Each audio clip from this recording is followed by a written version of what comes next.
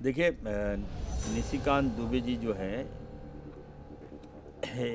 इनका मानसिक संतुलन बिगड़ गया है और भारतीय जनता पार्टी का वो एक खिलौना बन के रह गया है। राहुल गांधी जी का अपमान नहीं सहेगा इरफान।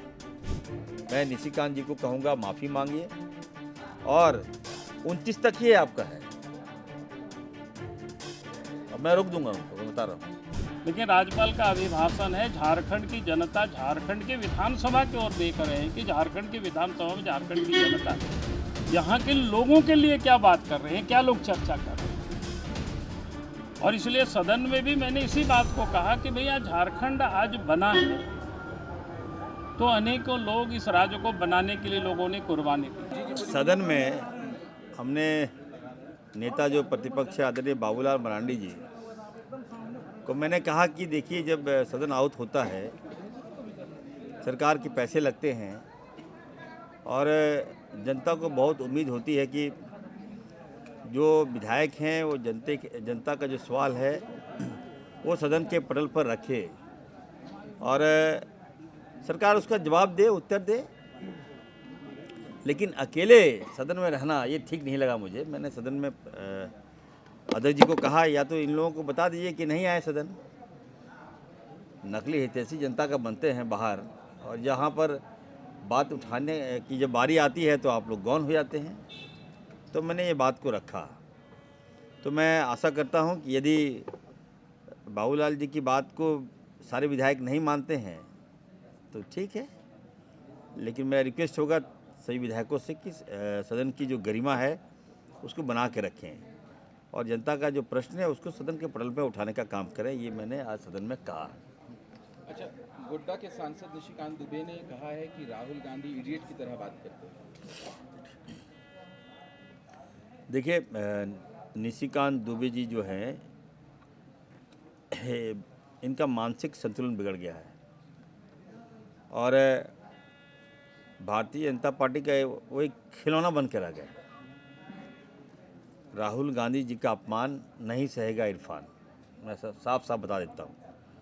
और हमें लगता नहीं कि वो झारखंड से आते हैं। झारखंड की संस्कृति, झारखंड की मर्यादा, झारखंड का रहन सहन ये इस परिप्रेक्ष्य में नहीं है। हमारे कल्चर नहीं है। गांधी परिवार जिसने देश को दिया, आज गांधी परिवार के चलते हम सब हैं, आप सब हैं और ये मीडिया चैनल है। और उस परिवार को इस तरह की अभद्र टिप्पणी करना, जिसको मैं दोहरा नहीं सकता। आप सदन में बोलते हैं ये बात, जनता के बीच में बोलते हैं ये बात, तो कहीं ना कहीं उनकी बातों से झारखंड का अपमान हो रहा है। यहाँ की मान मर्यादा, जो सम्मान है, वो अपमानित हो रहा है। मैं निशिकांत जी को कहूँगा माफ़ी मांगिए और 29 तक ही आपका है। अब मैं रोक दूंगा उनको, मैं बता रहा हूँ। मैं रुकूंगा उनको, बता दीजिएगा आप लोग, लगा दीजिएगा आप लोग। और अभी से मन बना लिए है, मैं बोरिया बिस्तर समेट उनको बिहार भेजूंगा, याद रखिएगा। 29 में निशिकांत जी सदन के सदस्य नहीं होंगे। धन्यवाद। राज्यसभा चले गए इरफान जी आए? इरफान जी मेंटल हैं, उनको इलाज जरूरत है। इरफान जी लोकसभा में तो चलिए रोक लीजिएगा, राज्यसभा कहाँ पे? राज्यसभा चले गए तो वो ये तो अब ऐसा सवाल हमसे कीजिएगा आप लोग। अब वो कहीं भी जा सकते हैं। तो अब बिहार से आके झारखंड आ गए, झारखंड के सांसद बन गए, तो कम बड़ी बात है क्या? तो जा सकते हैं, लेकिन लोकसभा नहीं जा पाएंगे। मैं उनको रोकूंगा, मैं बदला लूँगा। बहुत हो गया अब। तो सर 2029 में आप लोकसभा चुनाव लड़ेंगे? पार्टी अगर टिकट देगी तो मैं रोक दूंगा उनको। हर हाल में मैं रोकूंगा, क्योंकि देखिए आप लोग तमाम लोग मीडिया वाले हैं। आप बताइए, इरफान अंसारी का नेचर और कल्चर विपरीत है। ये लोग लगता नहीं है भाजपा के जो लोग हैं ना, ये लोग, हमको नहीं लगता कि वो लोग हिंदुस्तानी हैं। ये लोग लगता है कि अंग्रेज के मतलब दूसरा रूप है। ये लोग अंग्रेज मतलब चला गया, उसका मानसिकता के लेके ये लोग चल रहा है। ये हमारा कल्चर नहीं है। मैं फिर से मैं बोल रहा हूँ, हमारे कल्चर में अगर आप ढलना है, मैं तो दूंगा। झारखंड के लोगों को, यहाँ के तमाम जनता का बहुत बड़ा कलेजा है। इस राज्य में अगर 12 भाजपा के सांसद हैं, जिसमें 9 सांसद जो हैं वो झारखंडी नहीं है। ये दुर्भाग्य है। यही वो झारखंड है, छत्तीसगढ़ का आदमी यहाँ मुख्यमंत्री बन जाता है।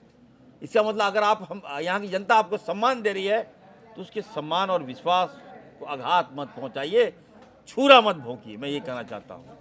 इरफान जी, लेकिन केंद्र सरकार के प्रति आप लोगों का तेवर नर्म पड़ रहा है। हेमंत जी कह रहे हैं बड़े भाई ने, डॉक्टर साहब का नहीं, जेएमएम का। देखिए, ये मीडियाबाजी, आप मीडिया देखिए, आप मीडिया इस गठजोड़ को लड़ा नहीं सकते आप,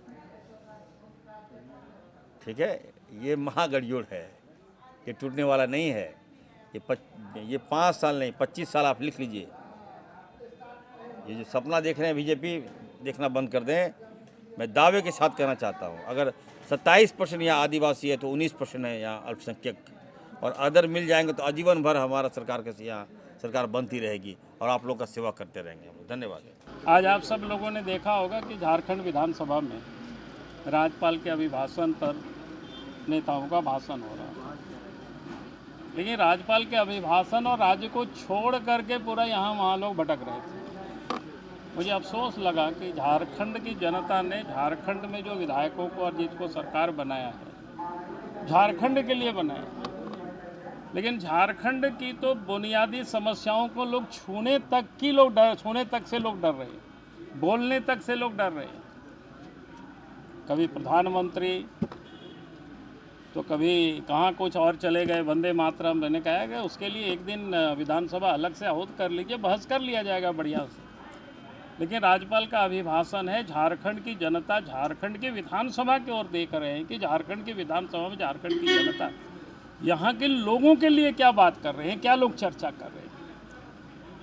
और इसलिए सदन में भी मैंने इसी बात को कहा कि भैया झारखंड आज बना है तो अनेकों लोग इस राज्य को बनाने के लिए लोगों ने कुर्बानी दी, और झारखंड के क्षेत्र में अंग्रेजी के काल में भी जल जंगल जमीन के लिए हमारे पूर्वजों ने लड़ाई लड़ी है।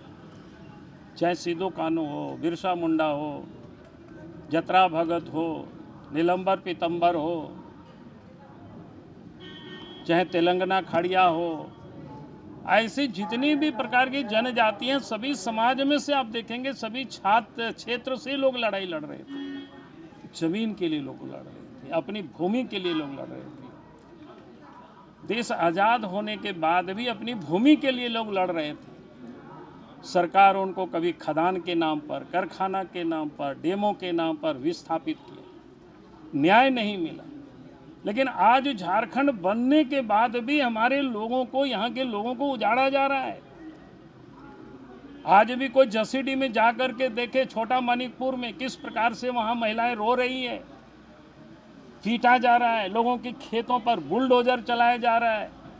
सरकार कहती है 1974 में एक्वायर हुआ था। रिम्स के 2 के नाम पर जमीन यहाँ एक्वायर कर रही है, सरकार कह रही है 56-57 में एक्वायर हुआ था। भाई उसी की लड़ाई तो लोग लड़ रहे थे, इसलिए तो झारखंड राज्य लोग अलग कर रहे थे कि हमारी अपनी राज्य बनेगी, अपनी सरकार होगी, हम जल जंगल जमीन हमारी सुरक्षित होगी, बनाई हुई खेती की ज़मीन से हमें कोई उजाड़ेंगे नहीं। लेकिन आज तो झारखंड में हेमंत सोरेन की सरकार ही बने हुए खेतों से भी, घरों से भी लोगों को उजाड़ रहे हैं। नहीं भाग रहे हैं तो बुलडोजर चला रहे हैं, मार रहे हैं महिलाओं को। भाई उद्योग के लिए बंजर भूमि पड़ी हुई है, अस्पतालों के लिए भी बंजर भूमि पड़ी हुई है। नए सिरे से सरकार को चिन्हित करना चाहिए और वहाँ उद्योग लगानी चाहिए, वहाँ हॉस्पिटल बननी चाहिए, कोई कहीं रोक नहीं है। लेकिन जिस जमीन को जिनके पूर्वजों ने खून पसीना बहा करके खेत बनाया है, अब उससे आप लोगों को उजाड़ रहे हो। अब इसकी आप चर्चा नहीं करो, इस पर कोई बोल नहीं रहे हो, तो ऐसा कैसे चलेगी। और इसलिए हमने कहा कि आप यहाँ जा कर के उसको रोकिए। ज़रूरत होगा तो विधानसभा अध्यक्ष से भी मैंने निवेदन किया है कि आप कमेटी बना करके विधायक जाए, उन सारे जगहों पर टीम देखे, और नहीं तो मैं तो जाऊँगा ही जाऊँगा।